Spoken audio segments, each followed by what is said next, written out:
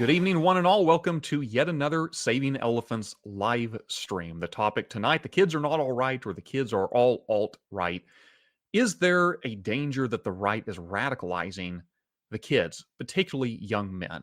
I have yet again an incredible panel here to discuss this important topic. I'm going to bring them in one at a time. We have Jeff Mayhew, no stranger to Saving Elephants, Vice President of the No Caps Fund. Jeff, it's good to have you here this evening. Good to be here. Thank you. And we will no doubt delve a little bit more into what the No Caps Fund entails at some point. But essentially, it's to remove the cap from the House of Representatives that was imposed in, help me out here, 1929? 29, yeah. okay. Not to be confused with Jeff, we'll call him Tyler. Tyler's certainly no stranger to these podcasts. Professor at the University of Pikeville. Always good to have you here with us, Tyler. Really great to be here. And we have Laura Forkham returning, president of the Independent Center. And I guess it's not too often we have women on these forums. I always try to invite them, but and you guys are great. You give a great, I love the insight, but thank you so much for, as I kind of joked, it's nice to have somebody here without any facial hair for once. I mean, luckily for me too. So thank you. I'm excited to talk to you guys again. So, and last but not least, again, no stranger to the show, Eric Cohn, president of America's Future. I say that, Eric, is it president or CEO? CEO of America's Future. I have a side gig where I write about the New York Rangers of the National Hockey League. So I have people who follow me on Twitter for that mostly. And when I announced that I became the CEO of this organization, one of the regular guys replied and was like, "Man, I don't know what you guys do, but being able to say you're the CEO of America's Future is cool as hell." Yes, absolutely. And I'm grateful to have all you guys here. If anybody's watched this live stream before, and this is a live stream, feel free to drop some comments if they're appropriate, if they're on point. I will be happy to share them. I'm going to just open this up. It's a fairly broad topic. It's one that's been talked about a lot today. Probably in light of the recent phone conversation was tapped by the young Republicans. But I don't want to just leave it there. It's a broader issue concern. Is there a radicalization issue on the right? I want to open us up, though, by asking this. And I should say that I had invited two others to come on, one that I felt was going to strongly represent, no, that's complete nonsense. The other one that was probably going to say, yes, are you kidding me? Of course the right is radicalizing people.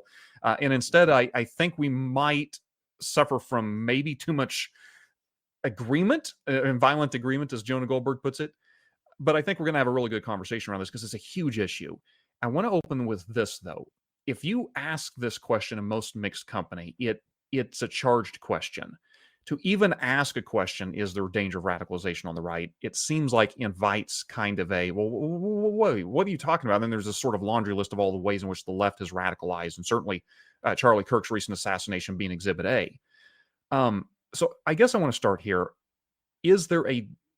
How would one frame a conversation like this with fully acknowledging that we're not just talking about a right problem, but also having some sort of a willingness to say, but here is why it makes sense to focus on, let's say, our side of the transaction? Well, would you like to, I don't know who else brought data. As the former academic, I did feel compelled to actually look at data. And so that's why I would start with, it depends, right? So it depends on what you mean by radical, and it depends on what you mean by young men. And so I actually did a little bit of looking around. I'm not a demographer or pollster. My background is in social psychology. And so I know a little bit about the group dynamics of this, the identity piece of this. But what was interesting to me in the stuff that I looked at was showing that there's increasing support in Europe, for example, for far-right parties among young men more than young women. Excuse this cat. And the other thing that was really interesting in the data I found was a database called Profiles of Individual Radicalization in the US. It's very interesting. And what they were pointing to was actually that it's older men who are being radicalized. And it's the people who commit crimes of a radical political nature are actually quite a bit older, like in their 40s on average, which, is not the discourse that we're having right now culturally about, concerns about young men. So I thought that was an interesting starting point. Indeed. What's your cat's name, by the way? This is D'Artagnan. He is a young man cat. He's named after Stranger Things and not the Three Musketeers. That's awesome. Hold him up a bit more. You're holding him up right by your names there. Here. This is Dart. He doesn't like me. He likes Zoom calls. So he's probably here to see you guys.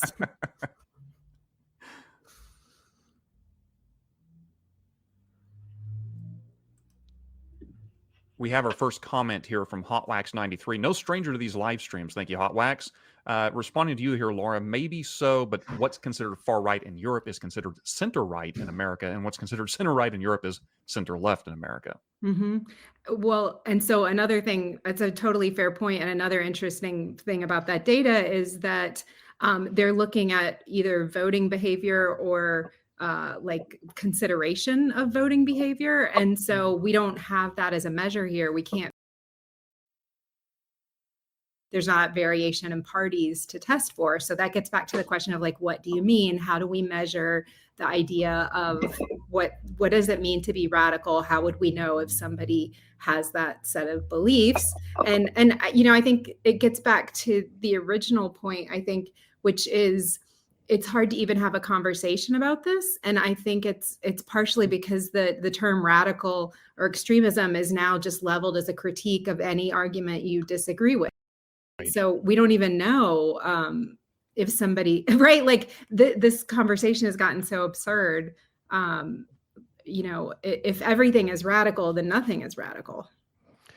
I was having a conversation with a friend of mine previously involved in Republican politics about the Politico story of the leaked group text amongst a number of young, although unlike our vice president, we should correctly contextualize their age, that we're mostly talking about people in their upper 20s and 30s that were in that group text. Young era.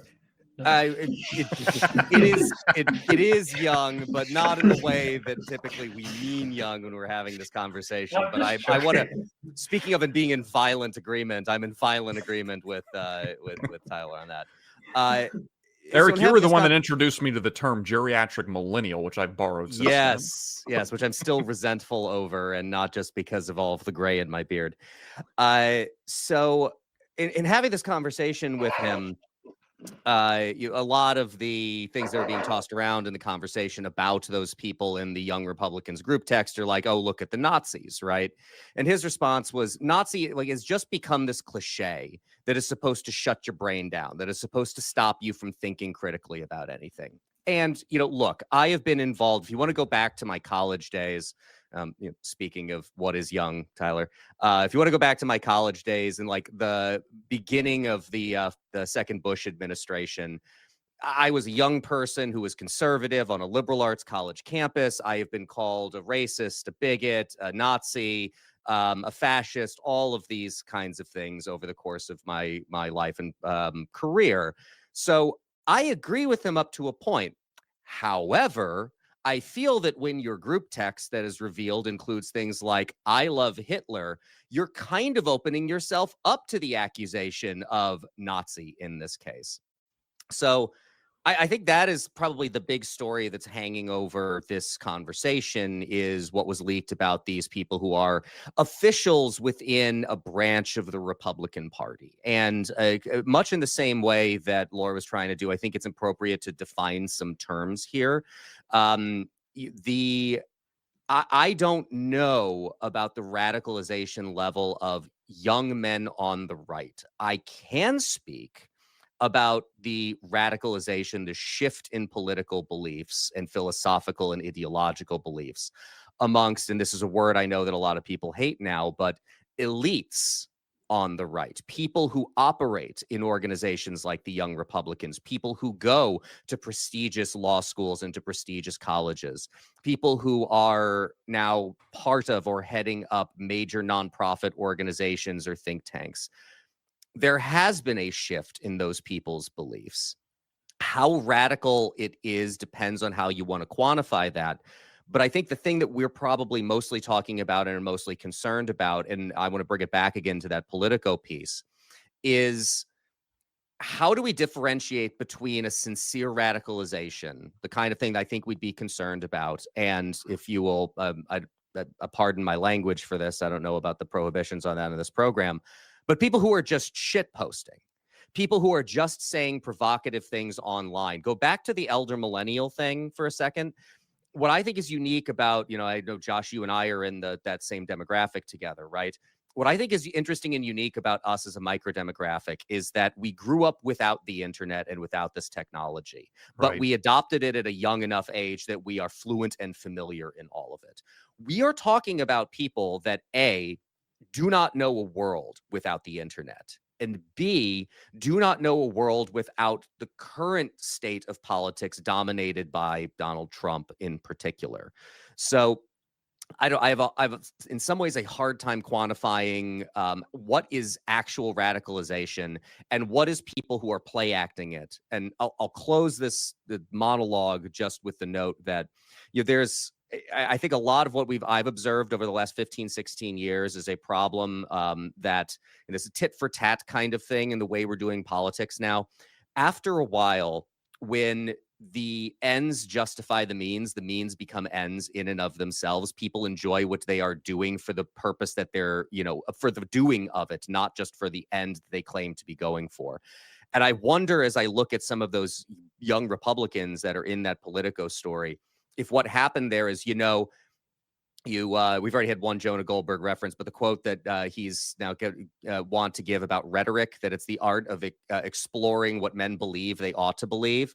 If your rhetoric is going to be like we saw in those group chats, after a while, do you just become what it is that you're play acting? We are what we pretend to be. And if they're going to pretend to be shit posting Nazi radicals, then eventually at some point you just have to consider them as such. So I don't know about general populist stuff. I know there's a concern that I definitely have, both as a parent and as somebody who runs an organization geared towards young people, about young people in general and the influence the internet has on them and the effects that the internet has on them.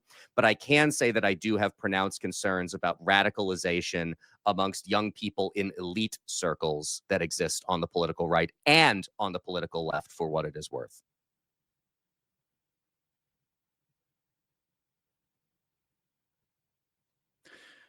I want you I want you gentlemen, Jeff and Jeffrey Tyler, to get a chance to get in too. But Eric, when you said that, it popped into my head, and this is maybe a topic we could address, all five of us, at length later. I think it can be helpful to distinguish the difference between radicalization and trolling for the sake of trolling, and by which I mean I feel like I pride myself on being someone who is not politically radicalized. I do not participate, and I try really hard not to say anything inflammatory. I'm sure I have. I'm not saying it hasn't happened. I try really hard not to, though. I try to understand people, take them at their word, engage with them, and if they're going to behave in that way, I just don't engage online.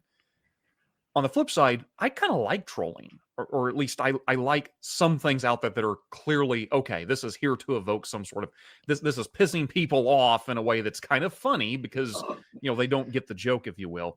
I like obscure comedy like On Cinema at the Cinema or The Internet Historian. If you don't know who that is, you're probably less online than I am, so good for you. But I'm curious because I recognize that trolling can be a problem, but it's also sort of it's sort of like I guess it can be funny too. and is there a point at which we need to say no to trolling all the time, or how do we make those distinctions of saying no, some trolling is actually fine for society, and some is destructive? But anyhow, I'll open that question. I realize we have another question on the table if either you two want to respond to that. Difference, but I do think there's a difference between trolling and humor. Trolling is I don't think trolling is typically trolling is when you're sort of purposefully attempting to upset people. Depends on the trolling, which to be fair, yes. Different than humor. Humor is like, purposely trying to make people laugh. And it can be upsetting, but that's a whole other, and a humor. I have a friend actually who's teaching a class on comedy right now at the university, and he and I were talking about this, and he's doing a class on political comedy. He's like, it really can't be partisan or it stops being funny. Trolling can be really partisan, and I think there's some truth to that. Trolling can be really, really partisan, and I think it's funny, but it's funny because it's upsetting people, and you're taking amusement in people being upset. Yeah, I mean, I think that's a different flavor of humor, and there's some aggression to it. Incidentally, we're being trolled by cats, or it may be a joke, unclear. But I was thinking, Eric, about your point about the trolling, and I guess my concern is less that people who are saying these things are going to start to believe them, and more that there's this kind of like nihilistic quality to it that makes me think they don't believe anything, and I that might be worse, because I feel like that's just really unpredictable and a indication or symptom of like some really troubling stuff, right? That to me it suggests, and this is not to say everybody shit posting is like deeply troubled, right? But like the culture of it makes me wonder what's making that appealing and why that's interesting, and if it isn't kind of symptomatic of some other things that might that where you've got like this kind of whole syndrome of things, right? Which is like, you're not invested in other things. You spend too much time behind a computer screen. Social relationships are fraying. There aren't things to invest in. And in the research I was reading, that was one of the big predictors of criminality overall. And actually for people, they were identifying in their sample of older people who had become radicalized and engaged in radical, like political oriented crime, was these are older people without the kind of social bonds that we assume are protective against criminality, right? So I think like if the answer isn't something is really deliberately happening that's attracting these young men on the right to radical ideas, if there's like a confluence of factors that's driving that way, I wonder if that changes our answer or makes people maybe less defensive in this conversation, so we could actually do something about it rather than keep pointing fingers. I'm sure Jeff is champing at the bit to get in here. But just one note on the trolling thing, at least as it relates to comedy, right? Like, so the trolling in and of itself is not funny. It is just provocation for provocation's sake. What is funny, but only to a certain set of the audience, is the reaction of the person who is being trolled by them. It is the getting angry. It is getting upset. It is getting defensive. It is the lashing out about it. That is what is funny, but only to an audience that agrees with the person who is doing the trolling there. So if you want to categorize it in terms of comedy, I mean, the great thing about it, right, is that laughter is an involuntary thing. If you laugh at something after only considering it, then it's not really funny. It's mostly just forced laughter on your behalf. That's the thing that's kind of dangerous about comedy, right? Is that you're not really in control of what you laugh at there. But in this case, I think it is important to point out that the act of trolling itself is not particularly funny. I don't know if there's anything but ipso facto funny about it. What people find funny is the way that people react to it. And it is kind of a polemical thing that I'm not saying it can never be useful, but I'm saying in most cases, I just find it to be bizarrely, disgustingly performative and indicative of our all too online culture. So I'll jump in here. I'll go back to like the original question. How do we have this conversation without upsetting people, right? Because if you talk about the political radicalization of the right, people on the right that maybe aren't politically radicalized are going to be like, I'm not radicalized. They may feel lumped into that group, and vice versa. And I think what's important here is to kind of strip away the political labels. I think there's radicalization on both sides. I think we can all agree on that. And I think what we need to do is we need to look at like, why do people become radicalized? And I think there's two main factors here. There's structural issues with our political system, and there's a parenting, cultural mentorship issue in society right now. So one, the structural issues. We can go back to the pre-Civil War days. We look at the the lead up in the 10 years to the Civil War, and we look at our political parties, there was a limitation of representation in the House because of the 3/5 rule. That was manipulated by the Southern slaveholders, and they were able to gain power and advance their cause.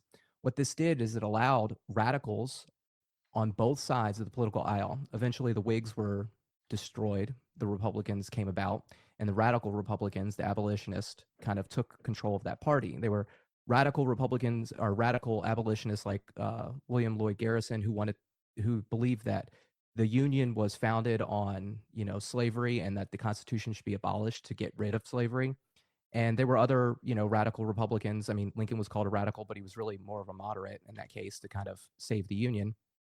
And then you had the radical Democrats, or the Southern Fire Eaters of South Carolina, who for years were just chomping at the bit for secession. Right? They wanted to be their own country because they feared losing slavery. If we fast forward and we look at our political landscape today, what we see is we have, as the House is capped at 435. The representation in the country is significantly limited. What this does is limits opportunity for change. Okay, when there's limited opportunities for power, what happens is it creates negative incentives to gain that power. Now, Madison's old thing was ambition must be made to counteract ambition. And John Calhoun, through his trying to change slavery to a positive good, was power must meet power, right? Well, power meeting power is kind of like the negative ambition, right? You'll do whatever it takes, including bending your own principles, to gain power. And what that does is it allows people who just want power for the sake of power to do whatever it takes to get power. The good people tend to just walk away. They're like, I don't want to do this. I'm not going to compromise my principles. And over time, what you do is you push out the good people that make decisions. And I think what you see with the rise of like MAGA and Trump is you saw negative incentives rise to power. And the talk kind of like cascades down, the way that he talked about his opponents, the way, and it's done on the left as well, where they talk about their opponents. And you mentioned earlier about how now we have a generation of people who've literally only grown up with this. So the incentives to power are to be like the boss, and the boss craves loyalty, and political power runs on patronage. So if we're talking about all the people in government that are on this is almost to be expected, right? Because the way to get political power is to be loyal to the boss, and the boss talks like this, right? So you have this negative incentives for power, you have limited opportunities. So good people don't really want to chase this. They don't want to be ambitious. They're going to go be ambitious somewhere else instead of in the political ring. So now you have this, and you take this into the Democratic Party, and you mentioned, like they start saying these things and they start to believe them. But I think what's more important is you start to say them and the people following you believe them. Okay, that's the really important part here. And look at Newsom. His like strategy to take down Trump is to troll Trump on Twitter, to act and talk like Trump. And you mentioned before, it's like, if you are just acting and talking like that, aren't you just the same thing? Like, you're not anything different. You're not creating a different opportunity for different types of people to get power. You're just saying, hey, the only way to gain power is to be a bad person, to be a negative person in the political sphere. And then, so that's kind of our structural issue, right?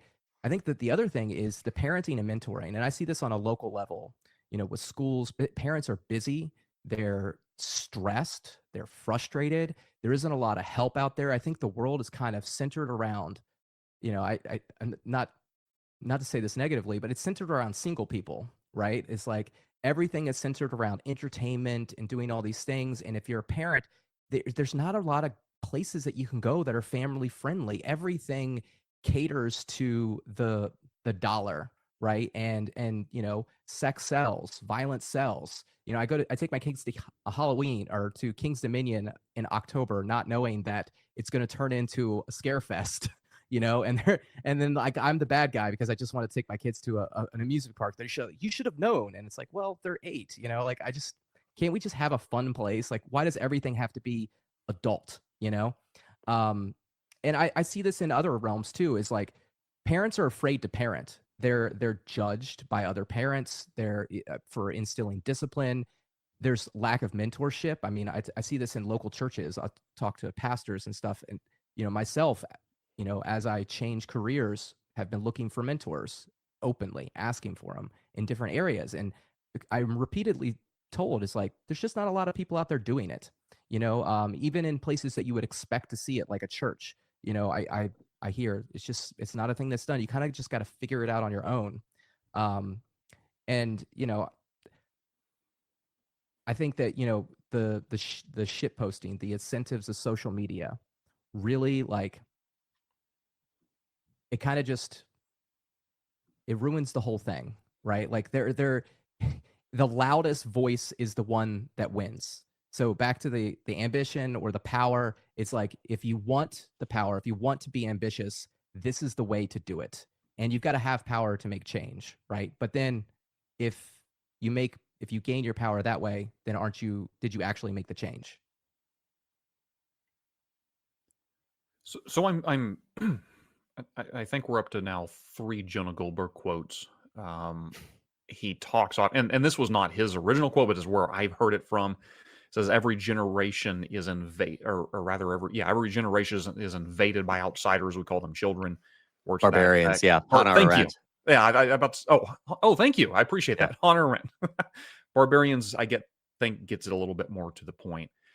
I am of the opinion that we could probably have similar conversations a century ago or a century from now. And we could probably have individuals on here around this age group say, I tried to get someone on here in their 20s. Like I said, there were some people that weren't available this evening because it can be enjoyable, entertaining, and fruitful. But sometimes I'm often like, I hope I'm not doing exactly what all people do as they get older, complaining about the kids these days. Even though I think the complaints are legit, I think they're also probably the same complaints that all humans have had of the kids since time immemorial. And so I think 2 things are simultaneously true. One being older generations tend to look down on younger generations in the same way that we remember when we were young, the older generation looking down on us. And secondly, it is true that all generations are in dire need of some sort of formative institutions and individuals and mentors in their life, something that Jeff was speaking to there.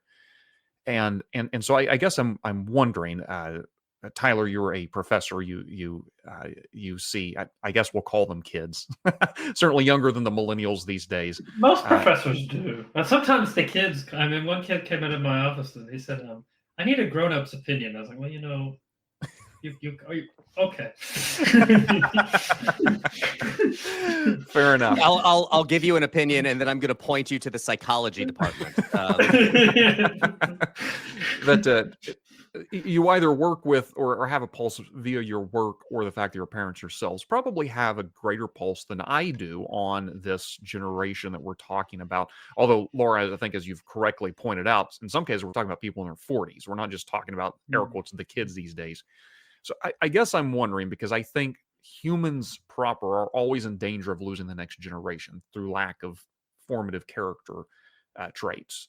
But how are we, as I'll just say American culture, doing? Is it all doom and gloom? Is it worse than when we were children? Are things kind of going okay, but this is always a hard project, and so therefore naturally it's easy to see all the ways in which it's going wrong? Where would you assess it, and how could we do better? Others who have children maybe can speak to this too, because I don't, and so I mostly deal with people 18 to about 24. But the thing I'm actually most stunned by is not the radicalism. Like what I encounter every single day with young people is they're like really severe, often crippling anxiety. It is a very, very and very, very anxious generation, and there's all kinds of reasons for this, but the one that kind of I think loops into the topic we're discussing tonight is like they're very online, and I think in some ways this is contributing both to the radicalism, but also to the anxiety. They're used to a world where everything is so fully displayed. I mean, I have students who confide in me like weeks. This is something they're thinking about for weeks. Weeks later, that they wanted to eat a candy bar in class for breakfast, but they were afraid people would judge them. And I was like, No one's even paying attention. They're not paying attention to me, and I'm at the front of the room. But just so anxious about everything. But this guy, I think in part because they're so used to everything being displayed online. That said, I don't think most of my students are all that radical. What I tell people all the time in politics is they're so depressed. They're so depressed by the current state of politics and by their seeming powerlessness in it, and that makes some of them radical. It makes the majority of them hopeless and sad, and that's maybe even more depressing. But it does make some of them radical, and it's not just me being like an old person saying this about them. Some of them, I had a student in my office a young woman who I took to be, I think, a fairly conservative person. And she said, this was not long after Charlie Kirk died, and she said, have you heard of this Nick Fuentes guy? And I said, yeah, I have. She said, he's a Nazi. I said, yeah, more or less. And she said, we've got to do something about these crazy right-wing men. She said, they're going nuts. I said, I don't know. I didn't know what to say. I mean, really. But, and this, I think, gets to another thing I notice among my students, but the data, to Laura's point, bears it out. Men are increasingly right-wing among the younger generation. Women are increasingly left-wing. There are all kinds of problems, I think, that go with gendering our politics that way. Not the least of which, who do they marry? But now I'm just rambling about various things I notice among young people, which is a very old person thing to do. So I'll just be quiet. So you talked about the anxiety of kids, and I've got 2 8-year-old twins that are in elementary school, right? And kids are kids, right? Like, they don't really want to go to school. They don't really want to learn. They want to play. They have all these different things. But the problem is the teachers, it's a career for them. Most teachers, most administrators, most people in school, it is like they're looking for the next promotion, the next advancement, and they want to keep their job. And it's a relatively competitive market. And so there's a lot of pressure from the teachers, even at the elementary school age, starting about 3rd grade, for kids, because they've got the SOLs. They've got to test these, they've got to make these tests. They've got to have the test scores so the teachers, don't look bad. And, I have meetings with them, with the teachers, and I'm just like, you guys just need to chill out. Like, my kids know how to do this stuff. They're just not doing it at school because they're not focused. School is kind of confusing for them. It's very fast paced. There's lots of like fun activities, but then there's these very serious tests. They can't seem to like understand the duality between these two things because they're very young, and they're just kind of trying to figure things out.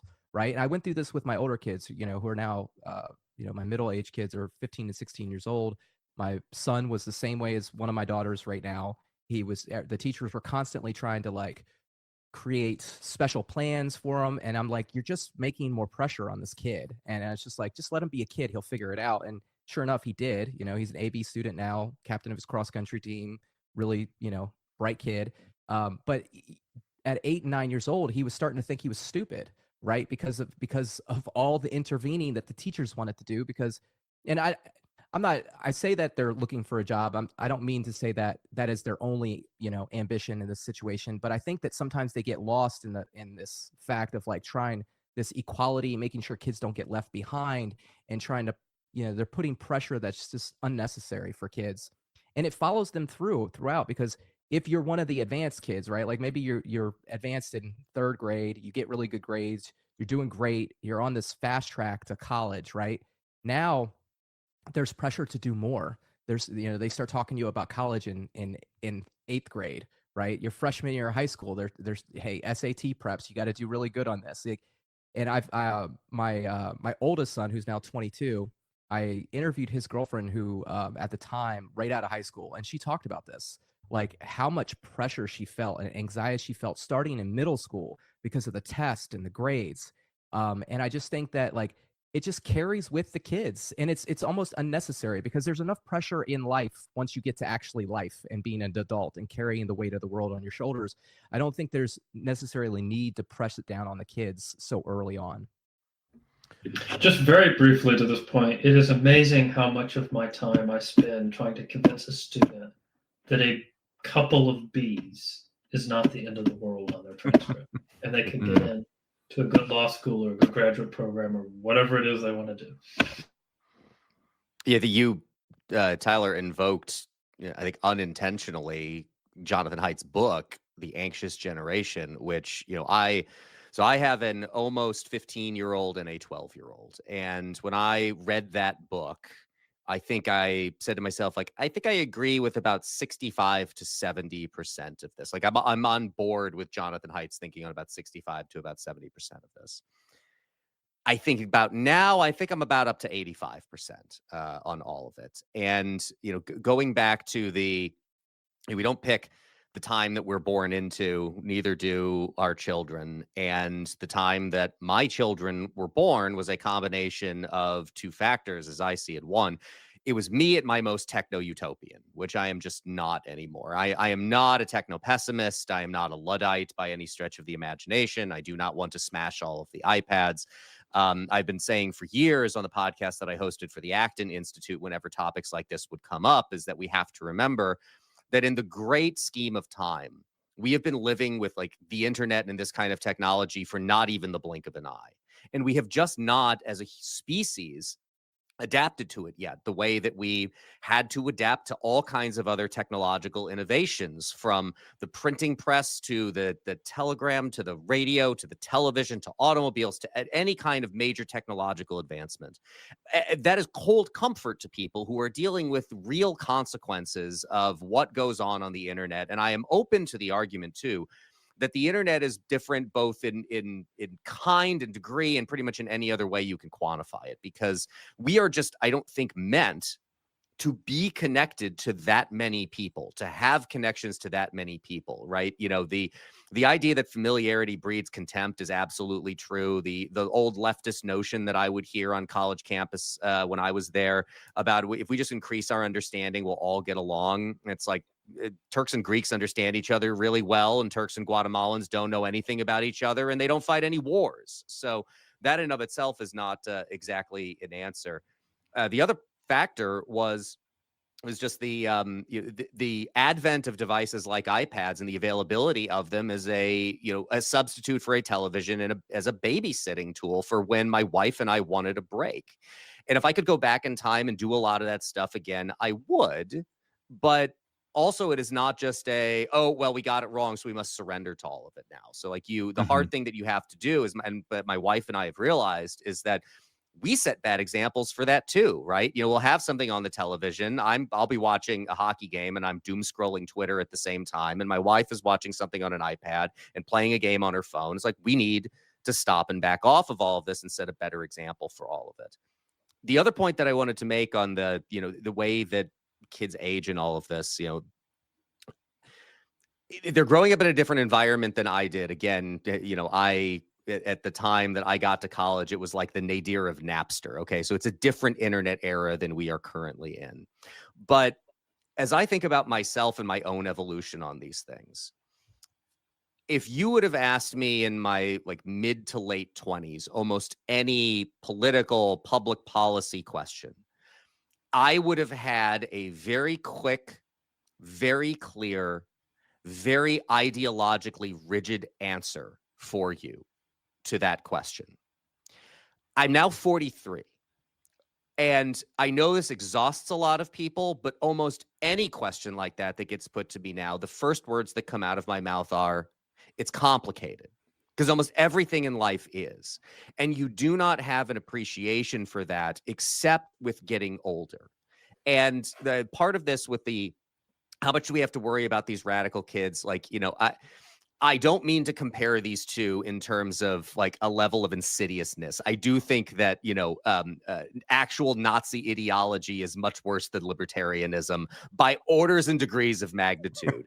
But I was a pretty ridiculous radical libertarian at one point in time, and I moderated my views on it as I came in, was, to borrow a phrase from our neoconservative friends, mugged by reality that, okay, it's interesting to debate some of these points, but it doesn't actually function that way in the real world. And you do need to readjust yourself to the way the world actually works and to the way that people actually are.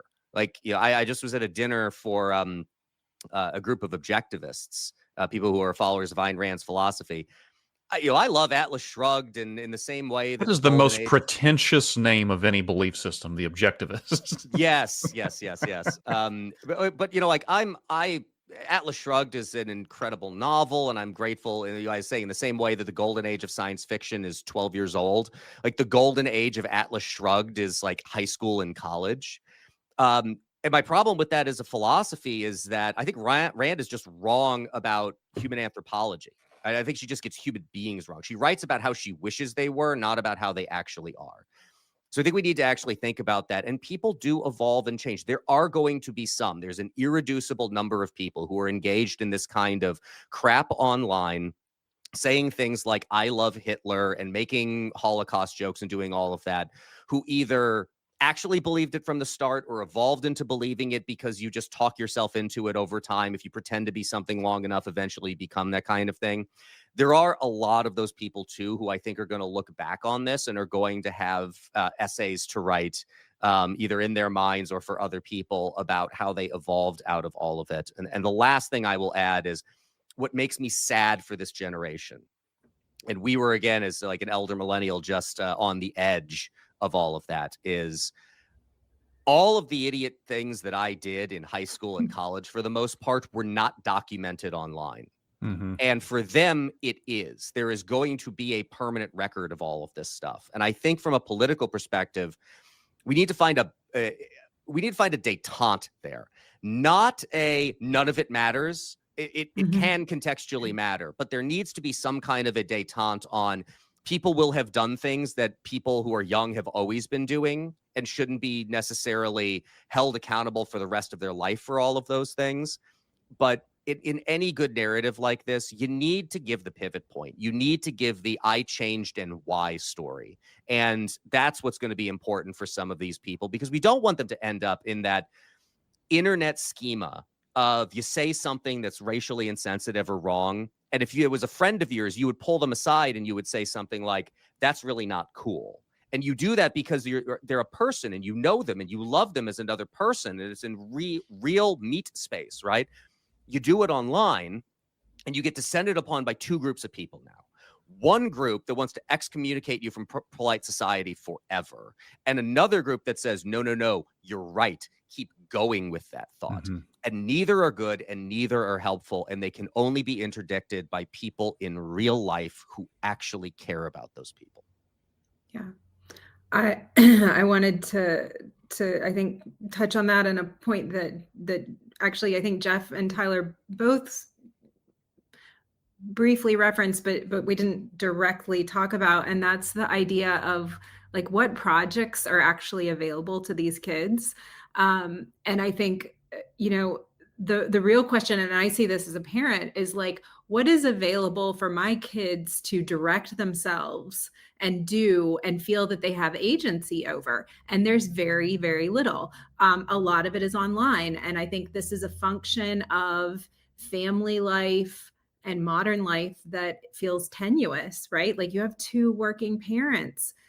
You work all week. There's very little time to make dinner. There's not time to relax together. There's not time to do the things that people used to do during the week, right? Like we're not doing midweek church. We're not having meals during the week with friends. There is no time for these things. And so, you end up with these kids who the only freedom they have is online. It's to play Fortnite. It is to shitpost, right? To read internet forums. And it's really interesting because in the very cursory reading I was doing about radicalization was talking about the fact that young people tend to have more criminality. And we assume that they get out of that as they get older because they have better things to do with their time. They have relationships and families and jobs and education. And the thing that occurs to me is that, yes, some of it is relationally driven and investment driven, but it's also this feeling of agency, of being able to act on your environment and pursue goals and projects that are meaningful to you. So it's, it's not surprising to me at all that if the opportunity we're offering to young people or to young men is to have agency by making people incredibly angry on the internet, right? Which I'm sure is a really powerful feeling if in the rest of your life, right? Like you don't have your own money, you don't have a job, you don't have control over how you spend your time. Yeah, I'm sure it feels kind of incredible to have 1,000 people like your comment or be outraged or be furious.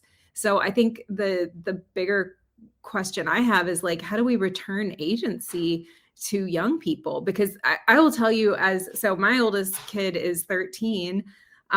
We live in a very small town. I would like for him to be able to go volunteer at the little theater that's like 2 blocks from here, and they won't have a 13-year-old volunteer. So like, I can't get this kid a job. Other kids aren't available to play or hang out or whatever you do when you're 13. So like, how do I give him something that he can, create for himself? I feel like that's the opportunity that is a structural one, to Jeff's point, and I don't know how we solve that. So I'll speak a little bit to that as far as like what I've done. I own a small business, so it's and my wife now runs it with me. So we're very busy, handling those things. And then I also decided to do this crazy thing back in 2021 where I just like randomly decided to run for Congress, right?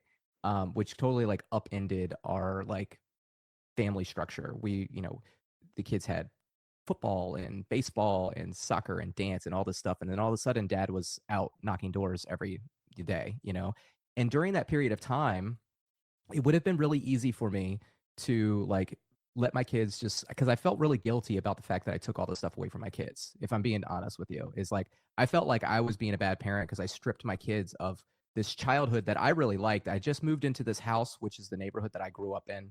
I loved it. We played football every day after school with my friends. It was just a great time to grow up. And I was really excited to bring my kids back here, but then I got politically active. I decided to make this change, and I felt like I stripped that away from my kids. And my first instinct was just to let my kids play video games. Literally, Fortnite was like the game that was like all the rage back then, right? And I very quickly realized like their behavior started to change like almost instantaneously. And I was becoming frustrated as a parent. And so what I did is I just gave my kids chores, but I let them pick their chores. One of the things that my son, who's now 15, really took to was cooking, right? He was, I think 9 at the time, or I'm doing that math wrong, but 10, 11. And so he really loved cooking. And I would write or read in the other room, or I'd be gone. I'd give him instructions. I'd help him from the side. But he really took to that as far as cooking. And then I started taking the kids into the shop. We own a screen printing embroidery company, right? So they'd help. Oliver helps clean screens. Julia helps cut and trim backing, right? You set goals for them. You challenge them. You push them. You give them, rewards for, completing the task. And they feel like they've accomplished something. I think the thing that they took from it the most is like they were helping mom and dad. Like my thing is and back to that learning thing, like kids don't necessarily want to go to school and learn, but they want to help mom and dad. Like as soon as the kids are old enough, they're trying to help out in the kitchen, but you don't want to give them the knife because they don't have the dexterity to hold the knife. But that's kind of the wrong mentality. You should give them the knife, but you need to hold it with them, right? Like you hold it with them and you teach them at a young age, and then they're very quickly able to hold that knife on their own. And I think that's the thing is parents are busy. We struggle to hold the knife with the kids. And so we're taking that agency away from them because we're not helping them get to that point. And so like now it became easier once my kids learned that responsibility, learned those tasks to say, okay, go out in the world and be free.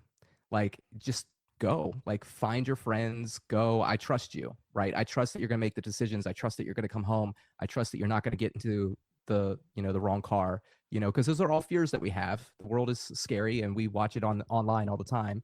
And yeah, we're back to sports now. So cross country is like the way that the way that we occupy their time now. I've been somewhat distracted in the conversation, which has been most excellent because two listeners, Slick Sticks and Hot Wax 93, have had a robust discussion of their own in the comment sections. I apologize, guys, for not sharing that in this conversation. I just didn't want to interrupt the flow, but I definitely appreciate you guys' participation. If you're on YouTube, you can check out the entire back and forth there. I wanted to interject because, typically the flow of a conversation of this nature is you begin with identifying the problem, then you have your airing of grievances, and then you are supposed to solve the problem in some fashion. Even though I think some of these things don't have hard and fast solutions. And I do want to underline here, because Jeff, I've learned anytime I have you on the call, if we come anywhere near a solution, it's sort of like asking Jake with State Farm if he has any thoughts on how to save money on home and auto insurance. I don't mind you getting your plug in there about the representation, but I want to set the problem up this way. Justin Stapley, who comes on this show from time to time, my friend Justin Stapley, has this phrase that I think really helps. And I don't know if he originated it, but it works in my mind. He talks often about he wants a world in which there are more off-ramps for, sometimes he's talking about MAGAism or Trumpism. Sometimes he's just talking about radicalism. And I think it works well for our conversation here. I think that that's something that I struggle with myself, because I'm wondering, okay, how do we live in a world, or rather, how do we construct such a world so that individuals are in fact held accountable for things, right? We don't want them to just express a love for Hitler, and that's okay, but we also want to meet people where they're at. And let me be, I want to cautious how I set this up, because I don't consider the late Charlie Kirk to be part of the alt-right. He was a troller to a certain degree. He was somewhere in he was a more moderated individual than the truly odious people we've been kind of referencing or referring to, or presumably in the background of this conversation. But Charlie Kirk is one that, his life was taken very young. And it would have been interesting to see, had he lived a long life, how he might have changed, because I began to listen to his podcast. I was never a huge fan of Charlie Kirk. I didn't share a lot of his politics. I didn't share a lot of the means in which he communicated. I like the fact he was all, First Amendment, let's have an argument sort of thing. I don't know that the mechanism by which he did necessarily facilitated debates, but I give him props definitely for always being willing to have a conversation and not shut down debate. I also noticed that he, in my opinion, was someone who was, I don't want to say softening, but was growing in complexity and learning as he was aging.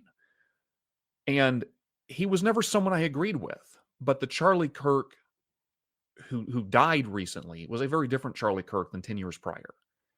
And I want to live in a world where even those I recognize may have a more radical view than I do, may have a view that's different than my own.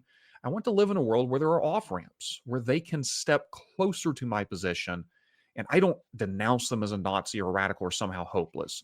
So I guess that's sort of the question I want to close on, or the thought here, because we do, we see this all the time. If you don't agree with me, you're hopeless, I'm just going to write you off. How do we facilitate well, wait a minute, maybe you'll never be like me, but how do I encourage you to take a step in that direction? I think attitudinally, what we want to do is what my friend John Tillman talks about in playing Red Rover with people. You want to invite them to come over to your side, and the way that you go about engaging them matters. There is this, one of my favorite movies is Thank You for Smoking, written by Christopher Buckley, the son of William F. Buckley, a great satire on the DC PR and lobbying scene. But there's this great scene in the movie where Aaron Eckhart is explaining to his son what he does, and they have a fake argument about vanilla versus chocolate ice cream, and his son points out, it's like, well, you haven't convinced me that your flavor is actually better. He's like, no, I proved you're wrong, and if you're wrong, then I'm right. He's like, but you didn't convince me. He says, I'm not after you. I'm after them, the audience that is supposedly watching it. There's a role for that, right? When you're doing a debate in front of an audience, the people you're after are the ones in the audience. But if you're actually trying to persuade an individual in front of you, then that takes a completely different form. And that means you actually have to do something that people are not inclined to do in these kinds of engagements, which is to listen to what those people are actually saying, rather than presume what they are saying and continue to just rigidly argue your own side of everything. I mean, I think there is hope for all of that because, as I look through, as somebody who cares a lot about intellectual history, you look back through the history of even just the modern conservative movement, go back to the founding of National Review, and look at how many people on the masthead of National Review were ex-communists. I mean, Whittaker Chambers was a communist spy. You people can have these kinds of transformations.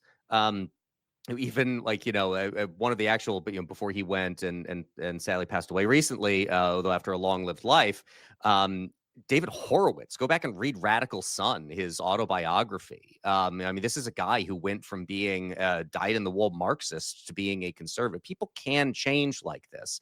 I think your point, Josh, about Charlie Kirk is a good one. I met a very young Charlie Kirk. I used to be the spokesman for the Chicago Tea Party, and I emceed our meetings once a month and introduced at the time a young high school student who had started a conservative club at his North Shore High School to speak to our group. And that was Charlie Kirk. And that group would eventually be transformed into Turning Point USA.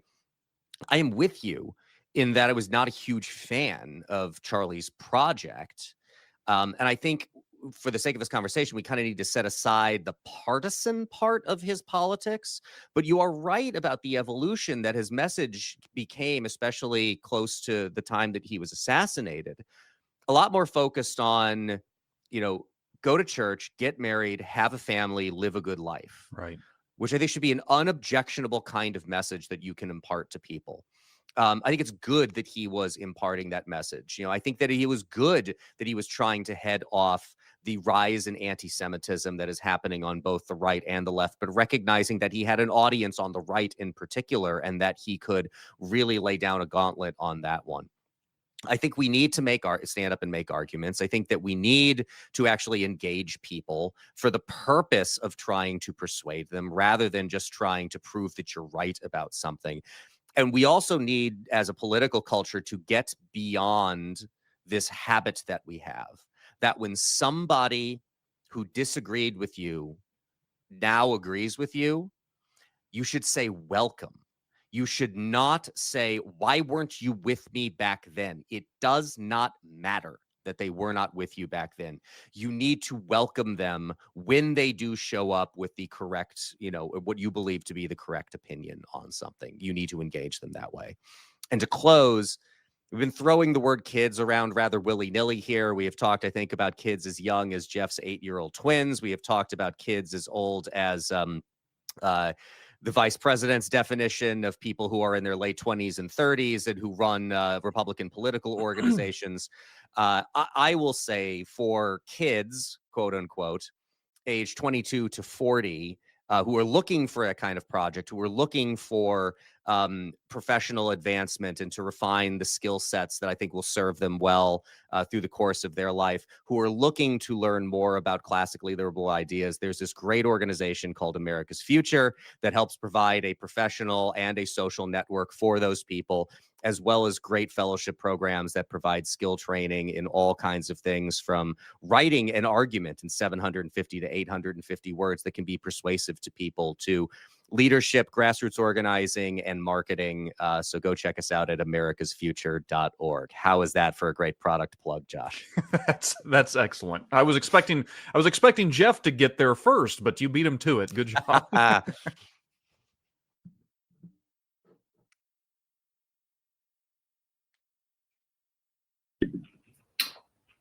I mean, I think in some ways it's not just sort of being polite to people and they change their minds. I mean, and I think it's difficult. I mean, because part of the problem we're talking about is people who don't just disagree with you, but who actually say things publicly which are unacceptable to say, like some of the things that were in these text messages. It's not really okay to like Hitler, and I think it's okay for us to say that's not okay. It doesn't mean it should be illegal to say you like Hitler, but it does mean that we should be okay with saying that. And it's not necessarily wrong that if you're the president of the Young Republicans chapter and it comes out that you really are a fan of Adolf Hitler, that the other people in your chapter ask you to resign. I mean, that seems a very reasonable course of action if you remember that chapter. I mean, I think part of it is not just, but how do we accommodate these people in such a way that, because I think when you cancel somebody, and you can cancel people for like somewhat, like I said, this person should be fired for somewhat laudable reasons or reasonable reasons. How do you cancel them in such a way that they don't become even more radicalized? And maybe the key is not to cancel them, but how do you kind of politely remove them from their position of influence without so destroying their life that they dig in deeper and become entrenched? I mean, I don't have a think strong answer to this, so but go ahead. I think one of the problems that I can sort of see trickling down from Trump, although I'm sure he's not the only one to engage in this behavior, is this sort of, oh, that's just something I said, right? And I think, oh, that's just something I said is really supportive of trolling culture, right? Because like, who cares what you say? That's what you do if you're trolling, right? And the problem with, oh, that's just something I said, is that it sort of puts you outside of the obligations that you normally would have in your role as president of the Young Republicans, or, you know, elected official or member of your community or member of a relationship, right? Is like, oh, it's fine to just say things because it's funny, say things because it's provocative or it gets attention. And I feel like the thing we keep coming back to is not really a problem that's limited to young men or young men on the right. It's this sort of weakening social fabric. And we could probably spend a lot of time arguing about what is the ultimate cause or the proximate cause or whatever of this. I don't know that that's worthwhile. I think the question is like, how do you re-strengthen that fabric? I don't think that the problems are started and ended in political polarization, right, or toxic polarization. I think they're a symptom. I kind of keep coming back to this idea again and again that the way we've structured our lives is not probably in step with how humans have lived throughout human history. we are more alone. We don't spend as much time making art or doing sacred things compared to what humans have done for thousands and thousands of years. So how do we get that back? Not how do we stop shit posters or figure out who's really radical? I had a brief, and Jeff, I want to give you the last word here, but I wanted to cut in and Tyler, you brought up something interesting. I don't know the full answer to your question, but I think part of the answer to the question, how do we, in effect, cancel people without running the risk of them becoming even more the radical than they were to begin with? It has been my observation that on both the left and the right, canceling is far less about trying to remove the problem than it is sort of a gleeful Schadenfreude over we've got one on the other side and we've caused some harm. It is one thing to remove the head of your organization because it turns out they loved Hitler. It is another thing to try to actively harm that person and for that to go on and on and on and to make this like a national sensation. And there's a complex line there that could be crossed. Yeah. But I think more than anything, each of us need to check our hearts to wonder, well, what are we trying to accomplish here in canceling this individual? Am I trying to harm them out of some sort of a sense of self-righteousness, or am I actually doing it for some greater purpose? And it's not that those individuals couldn't in fact become more radicalized. That may in fact happen. I just think that this becomes less and less a problem the more we try to deal with people as humans, and we don't try to inflict pain upon them just because it somehow helps our side perceptively. And also, but had a caveat, which is like you fire people for their opinions when the opinion is really, really bad. You don't fire it when they have an opinion that like a huge number of Americans also share. Like they have a controversial opinion about LGBTQ rights. Like that's not a fireable offense. They sexually assault women, yeah, fire them, get rid of them. That's bad. There are gradations of this, and in part, I think you're right because this thing which we've always had, which is like shunning people who do bad things so that they learn not to do bad things, has gone too far because it's become a thing we do with glee, like the Salem witch trial or something. Yeah. So you talked about transformation, and I think both Eric and Laura kind of spoke around. It's like, how do we make change? So there's two things that I tell young people, and I tell my kids all the time. There's two books that I recommend to read. One is the Bible, right? It teaches forgiveness and love, and I think it's really important that, you know, if you're not going to read that, you know, you don't have to, right? You don't have to believe that, but there's even if you don't believe it, you should read the story. You should understand it. And then there's another book that I recommend. It's by Viktor Frankl, A Man's Search for Meaning. And a lot of this, you know, Laura talked about it with agency, right? People need purpose. They need purpose. They need something to do. I tell my kids all the time, like, they say, I'm hungry. And I go, no, you're bored. You're not hungry. You're bored. You need something to do. Let me give you a chore, right? And Viktor Frankl has a great quote in that book. It says, when we are no longer able to change our situation, we are challenged to change ourselves. And I think that that is what we need to start to do. Is Tyler mentioned it. Kids feel hopeless. They feel powerless to make change. I mentioned it. The structure of opportunity for power in the country is limited. It's capped at 435, right? If we want to change that, we have to look at ourselves. We have to start changing ourselves, and people will start to follow us, right? If we just keep pointing the finger at everybody else and saying, you're wrong, you're wrong, you're wrong, then we just become what everybody else is. If we want to make real change, it starts inside. It starts with building a relationship. For me, it's building a relationship with God. For somebody else, it might be building a relationship with another person. But like, build those relationships, build those communities, look at yourself and see what you can do better. That's how we get ourselves out of this. You muted, Josh. My apologies. Thank you. That was just well said by everyone. I don't think I will attempt to top that. But thank you all for your insights. I've every one of you have been on this panel before, and I just like these panels more and more. Seem like they keep getting better, and it's all because of you guys. It's certainly not. I just sit here and try to facilitate the genius at work, if you will. So, Tyler, Jeff, Laura, and Eric, thank you all for coming. Thank you everyone for watching, and we will see you guys next time.